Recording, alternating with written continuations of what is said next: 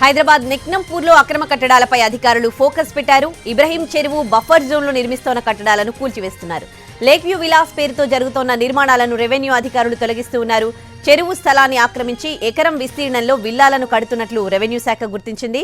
భారీ బందోబస్తు మధ్య ఈ కూల్చివేత ప్రక్రియ సాగుతోంది. రెవెన్యూ అధికారులను అడ్డుకునేందుకు ప్రయత్నిస్తున్నారు బిల్డర్ గోవర్ధన్. దీంతో అక్కడ ఉద్రిక్తత నెలకొంది. ఈ విల్లాల విషయంలోనే బిల్డర్ గోవర్ధన్ గండిపేట తహసీల్దార్ను బెదిరించినట్లు ఆరోపణలున్నాయి. నీ అంతు చూస్తానంటూ వార్నింగ్ ఏకంగా అధికారులకే ఇచ్చాడు గోవర్ధన్.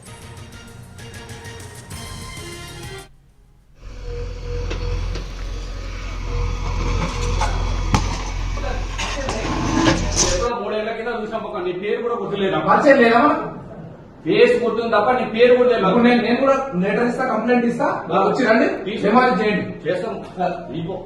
అప్లికేషన్ లెటర్, ఒక అప్లికేషన్ లెటర్ తీసుకో. నువ్వు బయట కూర్చున్నా ఇస్తా. పబ్లిక్ నేను పబ్లిక్ పబ్లిక్ అయితే నేను పని చేసుకోవాలి. చేసుకోండి. నేను పబ్లిక్ పబ్లిక్ అయితే పబ్లిక్ ప్రజల కోసం ఉన్నారు మీరు. మేము కూడా ప్రజల కోసం చేస్తున్నారు. ఇల్లు కట్టేటోడు ప్రజల కోసం ఇప్పుడు మీరేం ఇల్లు కట్టేటప్పుడు నేను కూడా చూస్తా. చెట్ల ఇల్లు కట్టొద్దు అనే విషయం తెలుసుకోవాలి. మీరేం కడతారో నేను కూడా చూస్తా.